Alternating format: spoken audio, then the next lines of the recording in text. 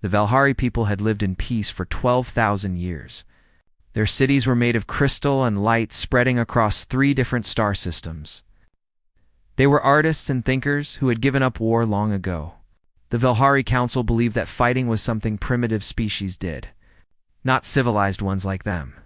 Then the Kresh came from deep space. The insect creatures arrived in massive ships that blocked out the sun. Within hours, the outer colonies stopped sending messages. Everyone knew what that meant. The Valhari sent out emergency calls on every frequency they could find, begging the Galactic Assembly for help. Ambassador Lyra stood in the Grand Chamber on Axis Point, the neutral meeting place for 47 different alien species. Her skin flickered with stress patterns as she spoke to the assembled representatives. "We need help," Lyra said, her voice shaking. "The Kresh have already destroyed our outer worlds. Millions of our people are dead. We have no weapons and no soldiers. We thought the treaty would keep us safe." A being made of pure energy contained in a magnetic field responded first. This was the Turellian delegate. "We feel sorry for your loss, Ambassador, but the rules are clear. We cannot interfere in conflicts between species." "This is not a conflict." Lyra's colors turned bright red with desperation. "This is murder. They don't talk. They don't negotiate. They just kill and consume everything." Another delegate spoke up, a floating jellyfish creature that glowed in the dark. "The ancient laws cannot be broken. Each species must handle its own problems. If we interfere, we force our beliefs on others." Lyra felt her hope die. "So the treaty means nothing. You will watch my people die because helping us is inconvenient." No one answered her. The assembly moved on to discuss other matters. The Valhari were alone, but one person in the chamber was paying close attention. Captain Jake Morrison sat in the observation area reserved for species that were not full members. Earth had tried to join the assembly 3 times and been rejected each time. The other species said humans were too violent, too unpredictable, and too young.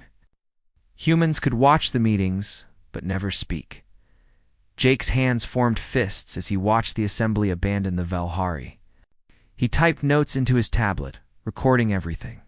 When the meeting ended, he walked quickly through the station corridors to Earth's communication room.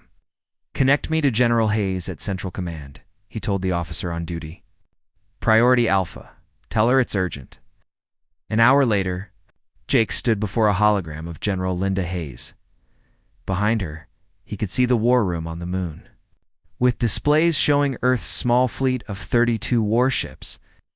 "They're going to let an entire civilization die," Jake said, anger tight in his voice. "The Valhari have no way to defend themselves. The Kresh will kill them all in weeks, maybe days." General Hayes studied the data Jake had sent. The assembly said no.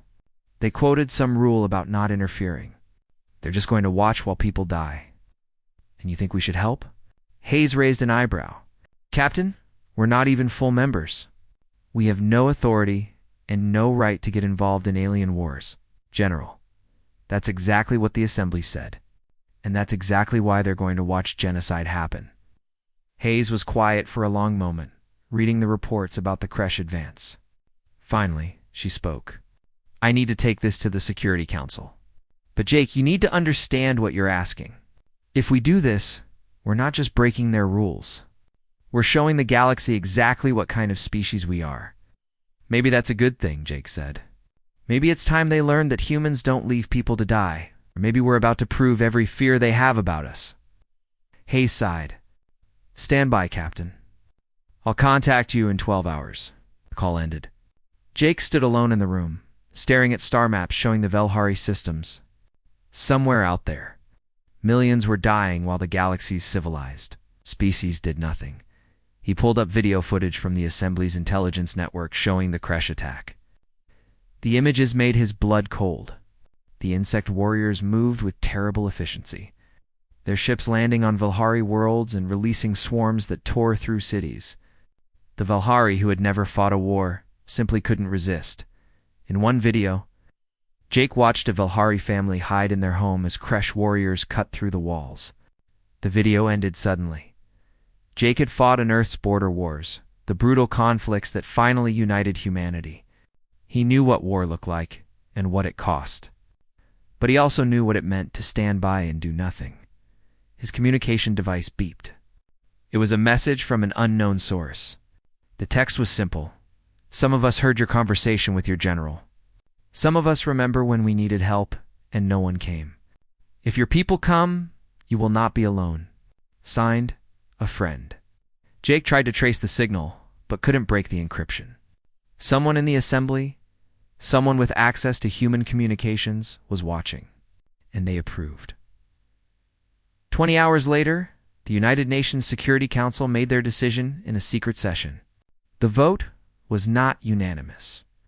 The debate had been fierce, but in the end, the decision came down to a simple question from the Secretary General. If we won't help when we can, then what are we? General Hayes got her orders and immediately began organizing the fleet. Every available warship was pulled from patrol. Marines woke from training exercises. Supply chains went into overdrive. Captain Jake Morrison sent a message to Ambassador Lyra. Help is coming. Hold on. Lyra stared at the message for a long time. The humans were barely capable of faster-than-light travel. They had a reputation for violence that kept them isolated from the galaxy. They had no reason to help and probably couldn't make a difference anyway. But they were the only ones who answered. She sent her response. We will try. Please hurry. On Earth, aboard the UDS Defiance, Admiral Gregory Kane stood on his bridge, watching the fleet gather in lunar orbit. 32 ships, against a Kresh swarm that had destroyed dozens of worlds. His second-in-command, Commander Lisa Park, stood beside him. Sir, the crew is asking questions. They want to know why we're leaving. Tell them the truth, Kane said. Tell them we're going to save people who can't save themselves. Tell them that's what humans do. Lisa nodded slowly. And if we don't come back? Kane smiled grimly. Then we die doing the right thing. That's more than most species can say. The fleet began to move, heading toward the jump point that would take them to Velhari space. Behind them, Earth held its breath. Waiting to see if humanity's monsters could become heroes, the journey took 6 days through jump space. 6 days, while the Velhari tried desperately to evacuate their colonies and mount some kind of defense, the Kresh swarm had already consumed 4 of their 17 colony worlds. 30 million dead, and the number kept rising. Ambassador Lyra watched the tracking screens with growing despair. The Assembly had sent observers to document the extinction, but no help. They recorded everything with the detached interest of scientists watching animals. Then the human fleet appeared at the edge of the Velhari. Home system. 32 warships emerged from jump space, each one covered with weapons that the Assembly had demanded Earth get rid of. Missiles, railguns, plasma cannons, nuclear warheads, chemical weapons, and experimental systems that even scared the human crews. Admiral Kane stood on the bridge of the Defiance, studying the tactical display. The Kresh swarm filled his screen with hundreds of bioships, moving toward Velhari Prime in coordinated patterns. What do we know? He asked. His tactical officer, Lieutenant Commander Amy Chen, highlighted parts of the enemy formation. The Kresh fight like a hive, sir. These bigger ships are probably command centers. Take them out, and the smaller ships should lose coordination. Should. Kane raised an eyebrow. It's a guess based on their behavior patterns, sir. We've never actually fought the Kresh before. Well, we're about to learn. Kane activated the fleet-wide channel. All ships, this is Kane. You know why we're here? The galaxy thinks we're too violent, too primitive, too dangerous. Today, we prove them right. Today, we show them that sometimes the galaxy needs monsters. All ships, weapons free. Let's go to work. The human fleet accelerated into the system. The Kresh swarm noticed and turned a portion of their forces to intercept these newcomers. Incoming, Amy reported. Approximately 120 ships of various sizes. They're not slowing down. Neither are we, Kane said. All ships execute attack pattern Delta. Hit the command ships first. The two fleets met in the darkness between worlds. The galaxy was about to learn what human warfare really looked like. The Kresh expected the humans to follow standard galactic combat rules. They thought the humans would match speeds, exchange careful fire, and follow the ritualized patterns that most species used in space battles. Instead, the human ships came in at maximum speed, launching missiles from extreme distance. The first wave of nuclear warheads turned 3 Kresh command ships into expanding clouds of radioactive debris. The smaller Kresh vessels immediately began to falter, their coordinated attack patterns falling apart into confused swarming. "They're adapting," Amy reported from her console. "The remaining command ships are spreading out, trying to avoid being targeted together," Kane said. "That means they're thinking about survival instead of attacking." All ships break formation.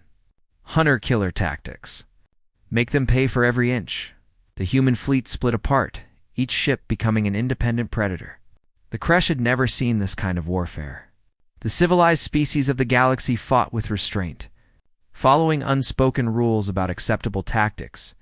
Humans had no such rules. The UDS Vengeance. A destroyer under Commander Paul Wright dove through a cluster of Kresh fighters. Its point defense cannons created a storm of explosive shells. Kresh ships broke apart, their biological armor unable to withstand the kinetic impacts. "Target-rich environment," Paul said calmly. "Gunnery. Weapons free. Kill everything that moves." The UDS Fury, a heavy cruiser, launched missiles that didn't explode on impact. Instead, they attached to Kresh ships and began drilling, injecting acidic compounds that ate through the organic hulls from the inside. The Kresh crews died screaming as their ships dissolved around them. The UDS Justice demonstrated why chemical weapons were banned by the Assembly. It released clouds of nerve agents that infiltrated Kresh vessels through their biological life support systems. The insect crews died in agony, their ships drifting dead in space. Admiral Kane watched the tactical display with grim satisfaction. "How many command nodes left?"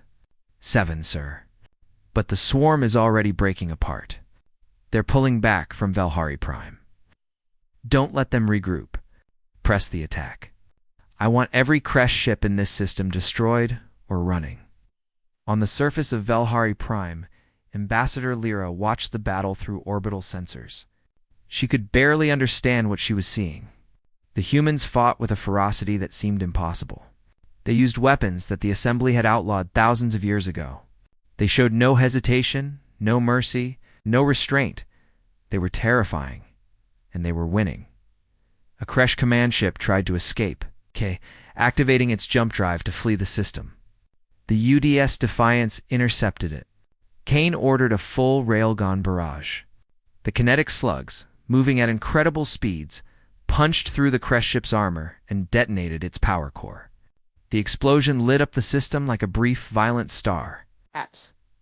"That's 6 command nodes down," Amy reported. "The last one is trying to rally the swarm for a final push." Kane studied the formation. The remaining Kresh ships were gathering around their last command vessel, a massive bioship larger than anything else in the system. It was heading directly for Velhari Prime, apparently deciding that if the Kresh couldn't win, they would at least destroy the Velhari homeworld. "All ships converge on that command ship," Kane ordered. "We end this now." But the Kresh commander had one final plan. The massive ship began to glow, energy building in its organic weapon systems. It was preparing to launch a biological weapon that would sterilize all life on Velhari Prime. "They're going to fire in 90 seconds, Amy said, her voice tight with worry. "Sir, we can't close the distance in time." Kane made his decision instantly. Helm. Full acceleration. Ramming course. His bridge crew stared at him in shock. Commander Lisa Park stepped forward. "Sir, that's a suicide run." "The Defiance has the heaviest armor in the fleet," Kane said calmly. "We can survive long enough to deliver our payload." "All hands, abandon ship. Get to the escape pods." "That's an order." "Sir, I can't just leave you here," Lisa began. "Commander, you have your orders. Get the crew off this ship." "I need volunteers for helm, weapons, and engineering. Everyone else goes now." For a moment, no one moved. Then Lisa saluted, tears in her eyes. It's been an honor, sir. The honor was mine. Now go.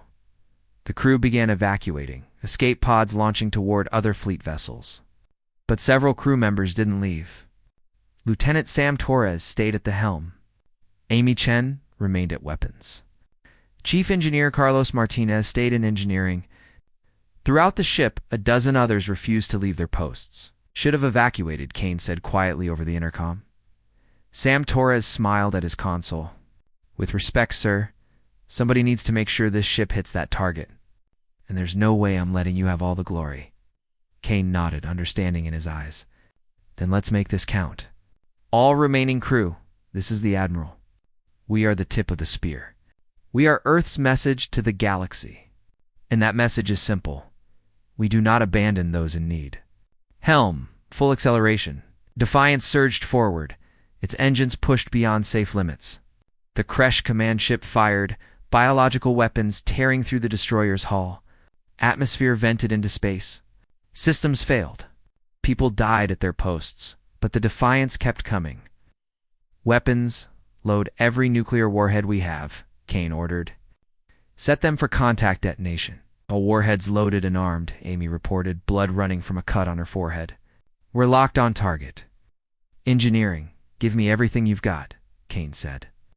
Already there, sir, Carlos replied through the crackling intercom. Though I should mention the reactor is going critical. We have maybe 30 seconds, Kane smiled. Then we're right on time. Helm, ram that ship. The Defiance struck the Kresh command vessel head-on, its reinforced nose driving deep into the organic hull. The nuclear warheads detonated simultaneously, and the Defiance's reactor exploded a heartbeat later.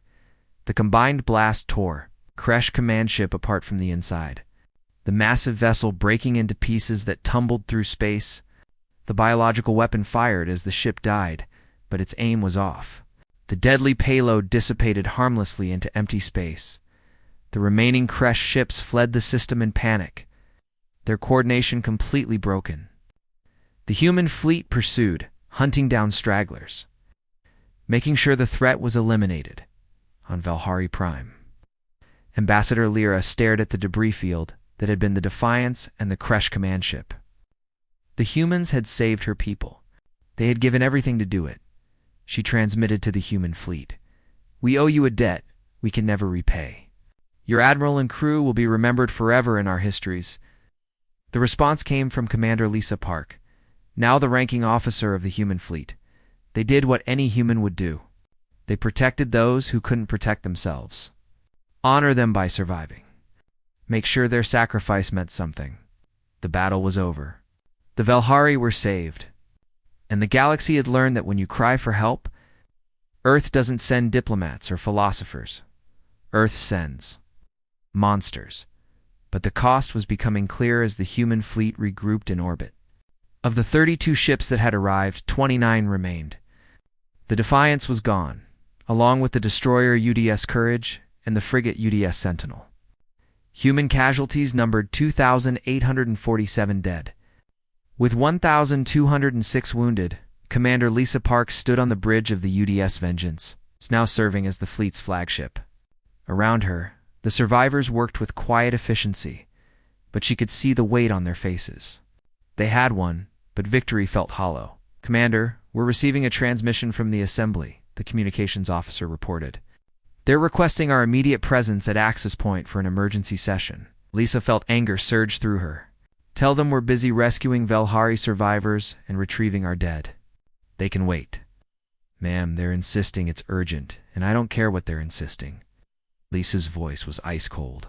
We came here because they wouldn't help. They can wait until we're done cleaning up their mess. The communications officer nodded with a small smile. Aye, ma'am. That's going to be an interesting message to send. Below on Valhari Prime, rescue operations continued. Human Marines worked alongside Valhari civilians, pulling survivors from collapsed buildings, distributing food and medical supplies, establishing refugee centers. The Valhari watched these humans with mixed feelings of awe and fear. Private Danny Foster carried a small Valhari child from a damaged building, the crystalline being clinging to his armored suit. The child's parent rushed forward, speaking in rapid bursts of light that Danny's translator struggled to process. "It's okay," Danny said gently, kneeling to hand the child over. "You're safe now. We've got you." The Velhari parents' colors shifted to deep blue, which Danny had learned meant gratitude mixed with sorrow. The translator finally caught up. "You killed for us. Your people died for us. We did not ask for this. We do not understand this." Danny was quiet for a moment, then said, "We understand it fine. Someone needed help.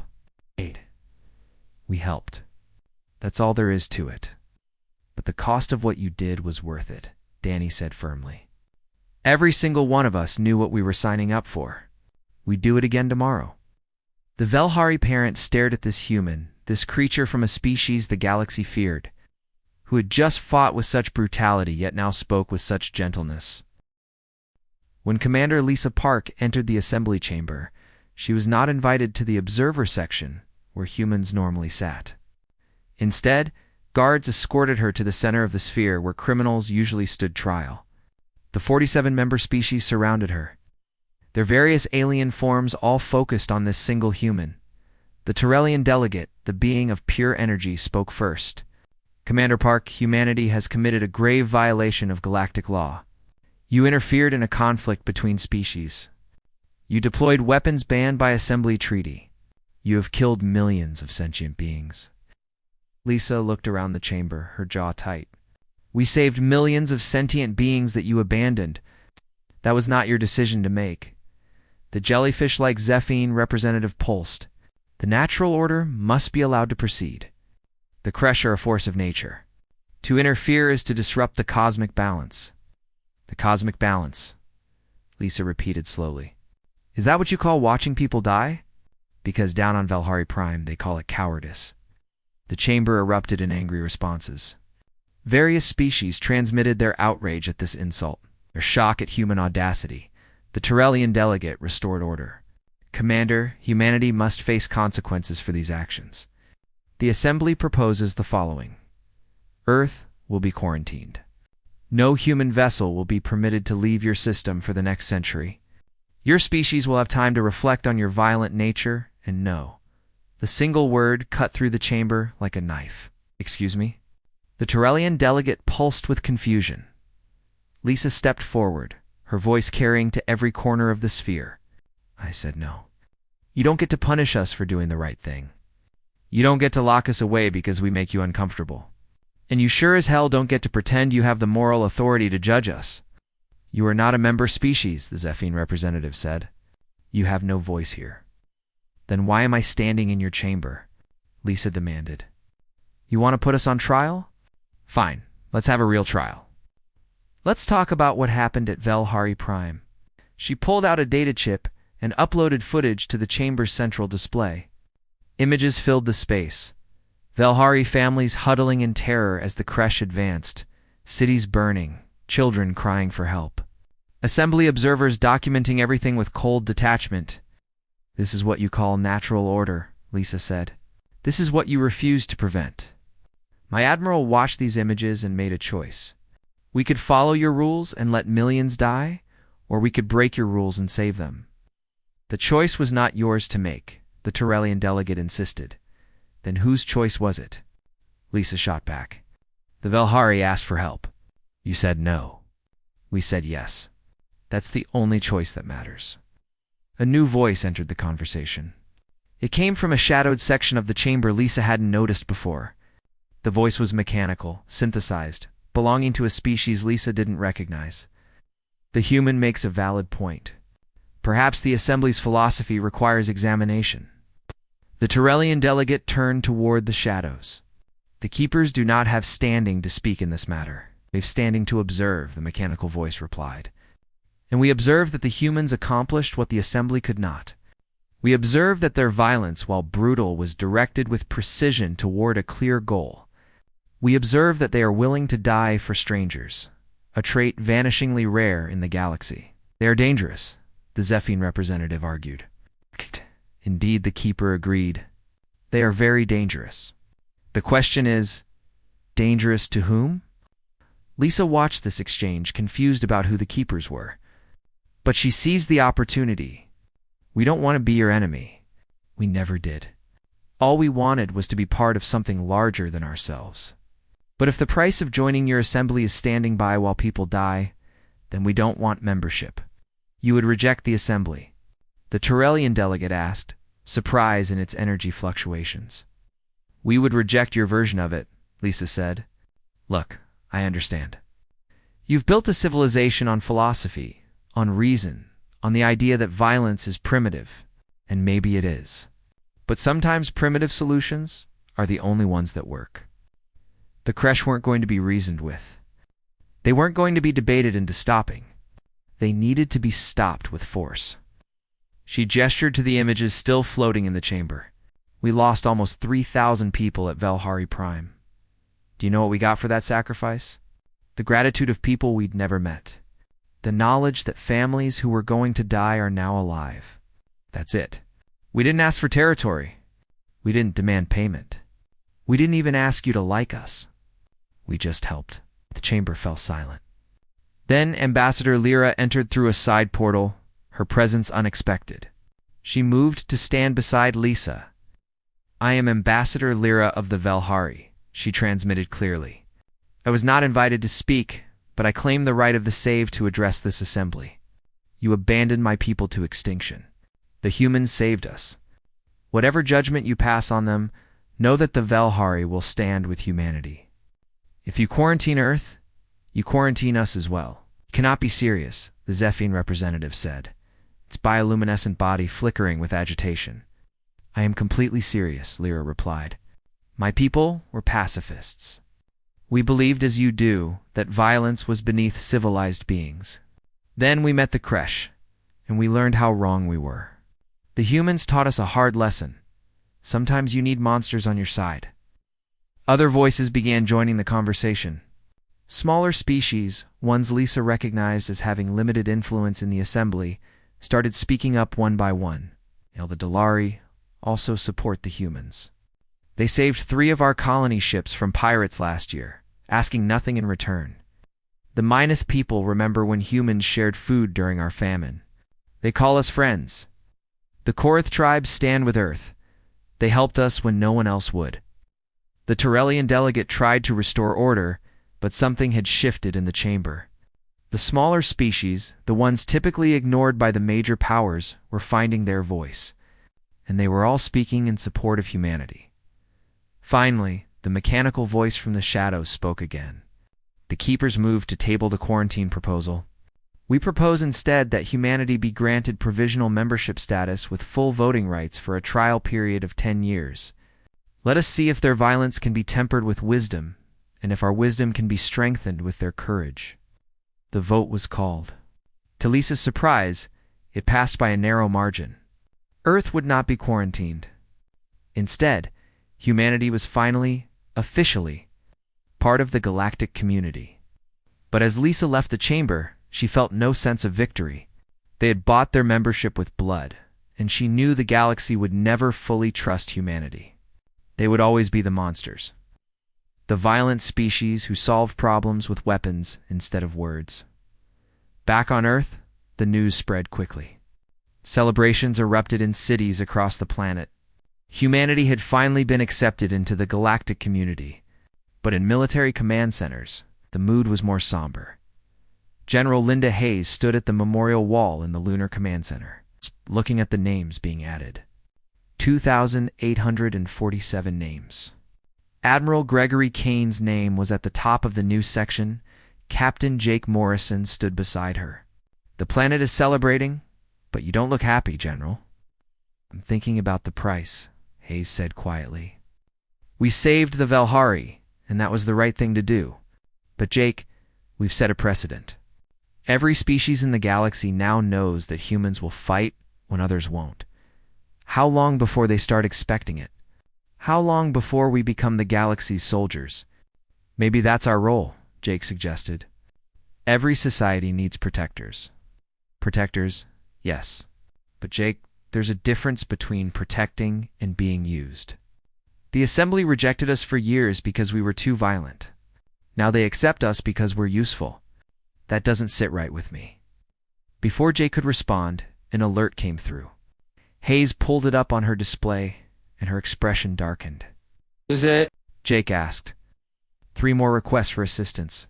The Torvani want help putting down a rebellion in their colonies. The Zelthor are asking for security forces to guard their mining operations. The Praxis Confederation wants us to patrol their borders. Hayes turned to face Jake. It's already starting. They're treating us like mercenaries. And the worst part? We probably have to respond. If we don't, we prove we only help when it's convenient. But if we do, we confirm that we're just their attack dogs. Jake was quiet for a moment. What did Admiral Kane say before the battle? That we show the galaxy what humans do? He said, we protect those who can't protect themselves. Hayes replied. Then maybe that's our answer. We help when people genuinely need protection. But we don't become enforcers for empires. We make our own choices about when to use our monsters. Hayes nodded slowly. It's going to be a difficult line to walk. But you're right.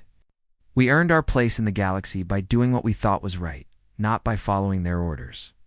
She pulled up the 3 requests and began analyzing them. The Torvani rebellion needs investigation. If it's actually a liberation movement, we're not helping crush it. The Zelthor mining request sounds like they want cheap security. That's a no. The Praxis Border Patrol might be legitimate, but we need more information. The Assembly isn't going to like us picking and choosing, Jake warned. 6 months after the Battle of Velhari Prime, Earth's role in the galaxy had changed completely. The human fleet, once viewed as a threat to contain, was now receiving requests for help from dozens of species. Pirates attacking trade routes, slavers operating in the outer systems, border disputes turning violent, problems that the Assembly's philosophy couldn't solve, problems that required monsters. General Linda Hayes stood in the war room on the lunar base, staring at the requests flooding in. Her face showed the strain of recent months. Earth had gone from isolation to suddenly being the galaxy's security force. And the cost was climbing. Captain Jake Morrison, recently promoted to Hayes' staff, highlighted the latest request. The Torvan Confederacy is asking for help with a rebellion in their outer colonies. They claim the rebels are using stolen weapons too. No, Hayes said immediately. Jake blinked in surprise. Ma'am? I said no. The Torvan Confederacy treats their outer colonies like slaves. This isn't a rebellion. It's a liberation movement. We're not crushing that. The Assembly expects us to. I don't care what the Assembly expects. Shh. Hayes rubbed her temples. Jake, in the past 6 months, we've responded to 14 requests for assistance. Do you know what's happening to our people? She pulled up casualty reports. We've lost another 400 personnel. We've deployed so many ships that Earth itself is barely defended. Our shipyards are running constant shifts trying to build replacements. And for what? So we can be the Assembly's attack dogs? Jake was quiet for a moment. General, you're right. But we set a precedent at Velhari Prime. If we start picking and choosing who to help, then we become exactly what we fought against.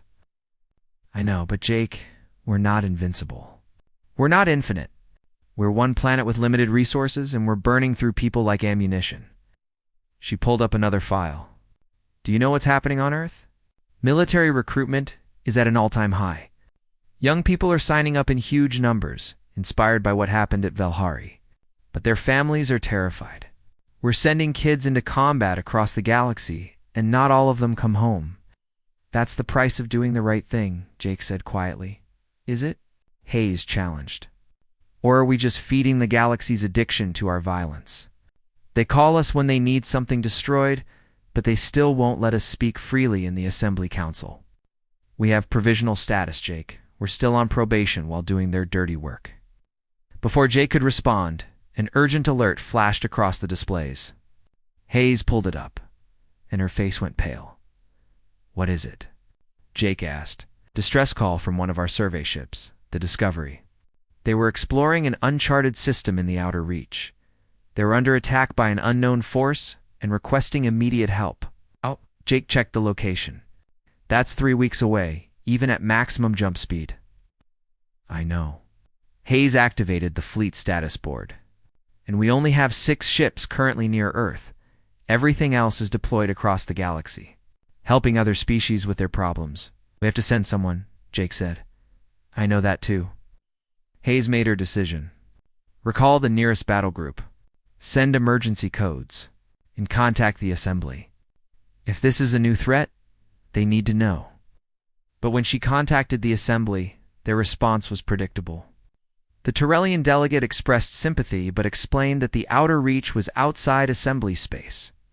The uncharted system was humanity's responsibility to defend. They were on their own. Hayes ended the call with barely controlled fury. They want us to protect them, but they won't protect us. Typico, ma'am, we're getting more data from the Discovery, a technician reported. They managed to send sensor readings before communications went down. The attacking ships don't match any known species. Jake studied the readings. These energy signatures are beyond anything in the assembly database. Whatever these ships are, they're using technology more advanced than anything we've seen. Could it be more Kresh? Hayes asked. No, ma'am. Completely different design. This is something new. She felt ice in her veins. Then we may have just discovered why the galaxy needs monsters. Because there are bigger monsters out there. She began issuing orders, recalling ships, mobilizing reserves, preparing Earth's defenses. But in the back of her mind, a troubling question echoed, what happens when the monsters aren't enough? Meanwhile, in deep space near the outer reach, the crew of the Discovery fought desperately for survival. Captain Nicole Gardner stood on her bridge, watching her ship take hit after hit from the strange vessels surrounding them. Shields at 15%, her tactical officer shouted over the alarms. We can't take much more. Keep transmitting our distress signal, Nicole ordered. Someone has to know what we found here. The Discovery had stumbled upon something that shouldn't exist. A massive structure floating in deep space, clearly artificial, clearly ancient. When they had approached to investigate, the Guardian ships had appeared from nowhere and attacked without warning. Captain, I'm detecting something, the science officer called out. The structure is powering up. It's generating enormous energy readings. Nicole stared at the sensor data. Whatever this thing was, it had been dormant for who knows how long, and the Discovery had apparently woken it up. All power to engines, she ordered. Get us out of here now. But before they could jump, one of the Guardian ships fired a weapon unlike anything they'd seen. A beam of pure energy struck the Discovery, and everything went dark. Back on Earth, General Hayes assembled what she could. 6 warships, including the UDS Vengeance under Commander Lisa Park. It wasn't much, but it was all they had available. You don't know what we're facing, Hayes told the assembled captains via holoconference. The Discovery found something in uncharted space, and whatever it is, it's hostile. Your mission is to locate the Discovery, rescue any survivors, and gather intelligence on this new threat. And if we're outgunned? Lisa asked. Then you run, Hayes said bluntly. I'm not losing more people on a suicide mission. Get in, get our people, get out. Understood? The captains acknowledged their orders. Within hours, the small battle group was jumping toward the outer reach. On Velhari Prime, Ambassador Lyra heard about the human distress call. She immediately contacted the Velhari Council. We must help them. The humans saved us. We cannot abandon them now. But the council was divided. We have no warships, one member argued. We have no weapons. What could we possibly do? We have ships, Lyra insisted. We have resources. We can send supplies, medical aid, technical support, something, anything. We cannot let them face this alone. The debate raged for hours. Finally, the council agreed to send 3 supply ships loaded with materials and medical equipment. It wasn't much, but it was what they could offer. Other species that humanity had helped began responding similarly. The Dalari sent to escort ships. The Minith offered technical expertise. The Koreth provided intelligence on the outer reach region. One by one, the smaller species that had supported Earth in the assembly began mobilizing what little they could. The assembly watched this with growing concern. The major powers had assumed humanity would remain isolated, dependent on assembly approval. Instead, Humanity was building its own network of alliances with species the Assembly had long ignored. The Keeper, observer made notes. Humanity's greatest strength is not their weapons, but their ability to inspire loyalty. They saved the Velhari and asked for nothing. Now, when humans face danger, those they helped are helping in return. This is how true alliances are built. Commander Lisa Park stood on the bridge of the Vengeance as her small fleet approached the coordinates where the Discovery had last transmitted. The system appeared empty at first, but sensors quickly picked up debris. "I'm reading wreckage," the tactical officer reported. "It matches the Discovery's hull signature." "Life signs?" Lisa asked, though she dreaded the answer. "Scanning now." "Wait, I'm picking up something. There's an escape pod. Badly damaged, but still intact. 2 life signs, both weak." "Retrieve that pod immediately," Lisa ordered. "And someone tell me what destroyed the Discovery." As the rescue team brought the pod aboard, sensors detected something massive ahead. The ancient structure the Discovery had found hung in space like a dark monument.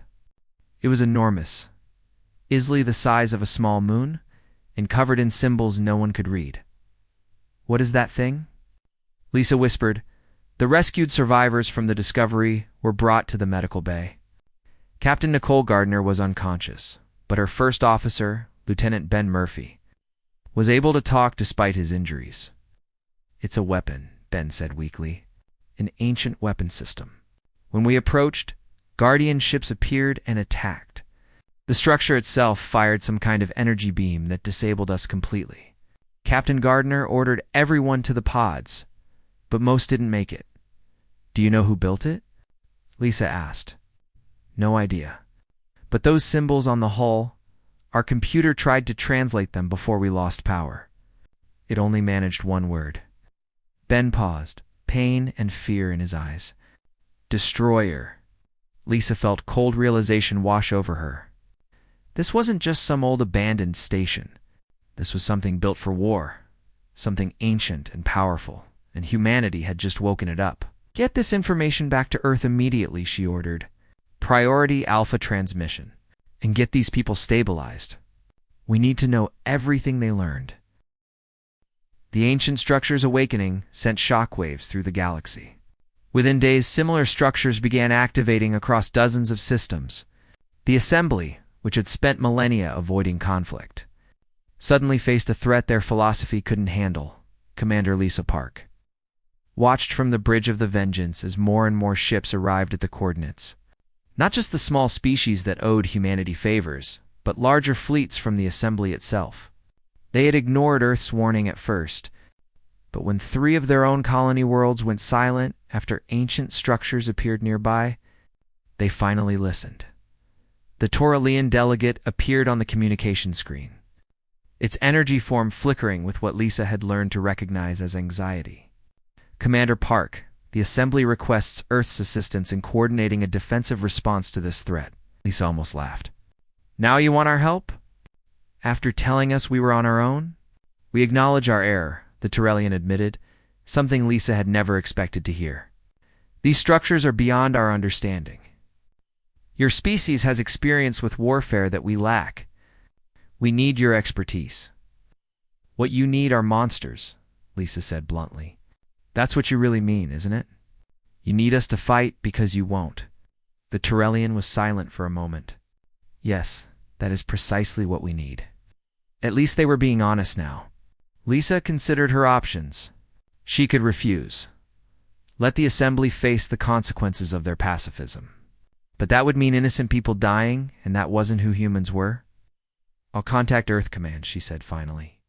"But understand something. If we do this, we do it our way. No more committees. No more debates. When we say move, you move. Agreed?" "Agreed," the Tauralian said without hesitation. "On Earth." General Hayes assembled every available ship and called up the reserves. The fleet that had once numbered 32 vessels had grown to 97 in 6 months. The shipyards worked around the clock. It still wasn't enough for a galaxy-wide threat, but it would have to do. Captain Jake Morrison was given command of the largest battle group. 15 ships tasked with investigating the nearest ancient structure. As his fleet prepared to depart, he received an unexpected visitor. Ambassador Lyra materialized via hologram in his ready room. "Captain Morrison, I wanted to speak with you before you departed," Ambassador Jake greeted her. "What can I do for you?" "I wanted to thank you, personally," Lyra said, her color shifting to warm gold. "6 months ago, you convinced your leaders to help my people when no one else would. Because of you, the Velhari still exist." "I just did what anyone would do," Jake said. Lyra corrected gently. "You did what humans do. And I have watched your species these past months with great interest. You have been asked to help in 17 different situations. You have refused 6 of those requests because you determined they were unjust causes. You have helped 11, asking nothing in return. And now, when an ancient threat emerges, you prepare to fight again, even though the Assembly abandoned you." She paused, her colors swirling thoughtfully. "My people have begun to understand something. You are not monsters. You are protectors. There is a difference." Jake felt something tighten in his chest. "We've killed a lot of beings in the past 6 months, Ambassador. That's pretty monstrous." "You've killed those who would harm the innocent," Lyra said. "That is not the same thing. A monster kills for pleasure or power. A protector kills only when necessary to save others. Humanity has shown the galaxy that violence, when used with wisdom and restraint, can be noble." After she left, Jake sat alone for a long moment, thinking about her words. Then he activated the fleet-wide channel. "All ships, this is Morrison. We're about to face something none of us understand. These ancient structures have been dormant for millions of years, and we woke them up. That's on us. But we're going to fix it because that's what we do. We protect those who can't protect themselves. Let's move out." The human fleet jumped toward the nearest structure, arriving to find it surrounded by guardian ships identical to those that had destroyed the Discovery. But this time, humanity came prepared. "All ships, weapons free," Jake ordered. "Target the guardian ships first. Let's see if these things bleed." The battle was fierce. The guardian ships used energy weapons far more advanced than anything the galaxy possessed. But they followed predictable patterns, fighting with programmed responses rather than tactical creativity. The humans, with their experience in actual warfare, exploited every weakness.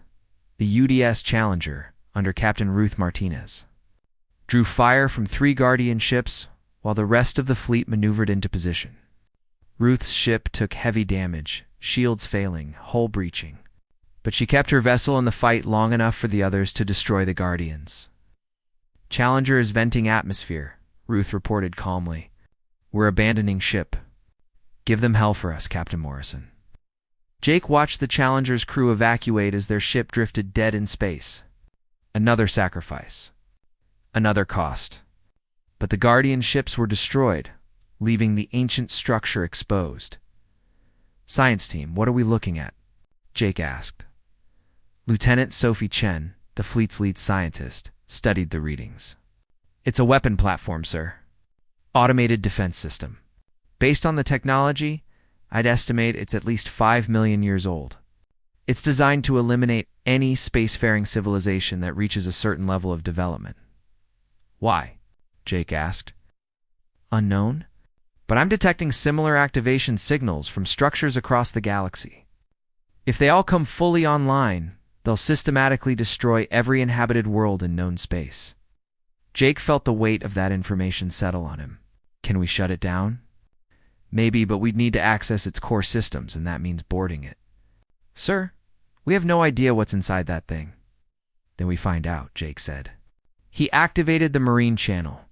"Colonel Newton, prepare boarding teams. We're going in." Colonel Victor Newton and his Marines launched from the fleet in armored shuttles, approaching the ancient structure with weapons ready. The hull was covered in those strange symbols. And as they cut through an airlock, Newton felt like they were violating a tomb. Inside, the structure was vast and empty, corridors stretching into darkness. The Marines moved carefully, their helmet lights cutting through the gloom. The architecture was alien, built for creatures much larger than humans. "I'm picking up energy readings ahead," Newton reported. "Big ones." Moving to investigate, they found a central chamber dominated by a massive crystalline core pulsing with energy. Around it, holographic displays showed star maps with thousands of marked locations, each one flashing red. "Those are all inhabited systems," Sophie Chen said over the comm. "It's targeting every civilization in the galaxy." Oh. "How do we stop it?" Newton asked. "There should be a control interface somewhere. Look for a panel or terminal." The Marines spread out, searching.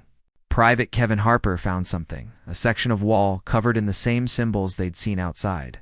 He touched it hesitantly, and the wall lit up, responding to his presence. "I found something," Kevin called out.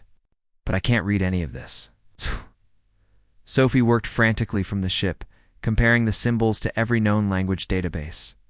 "Wait, I'm getting partial matches. This is an ancient precursor language. Give me a minute." But they didn't have a minute. The structure's weapon systems were charging, preparing to fire on the nearby inhabited worlds. "Colonel, you need to shut that thing down now," Jake ordered from the Vengeance. Newton stared at the interface, at the alien symbols, at the pulsing core. Then he made a decision. "Everyone out now, sir." Kevin asked, "That's an order?" "Everyone back to the shuttles." Newton pulled out a demolition charge, the kind used to breach reinforced bunkers. "If we can't shut it down, we blow it up." The Marines evacuated while Newton set charges around the crystalline core. He knew it probably wouldn't be enough to destroy something this massive, but maybe it would buy them time. As he set the last charge, a hologram appeared before him. It showed a figure, tall and skeletal, speaking in a language he couldn't understand. But the translation came through his helmet. "A warning. This facility is protected. Interference will result in immediate termination." "Yeah, well, your facility is about to kill billions of innocent people," Newton said to the hologram. "So I'm interfering." He activated the charges and ran. The explosion tore through the central chamber as Newton's shuttle barely cleared the structure. The crystalline core shattered and the ancient weapon went dark. Across the galaxy, other structures that had been waking up suddenly fell silent, their connection to the central hub severed. On Earth, General Hayes watched the reports come in. The immediate threat was neutralized, but there were still hundreds of dormant structures scattered across known space. It would take years to find and disable them all. "We did it," Jake said over the secure channel. "We stopped the immediate threat. But General, this is going to be a long fight." "I know," Hayes replied. "But at least now the Assembly understands what we've been trying to tell them. Sometimes you can't negotiate with the threat. Sometimes you have to fight." In the Assembly chamber, an emergency session was convened. The Turellian delegate addressed the gathered species. "The humans have saved us from extinction. They, along with the Velhari, Dalari, Minoth, and Korath, fought while we debated.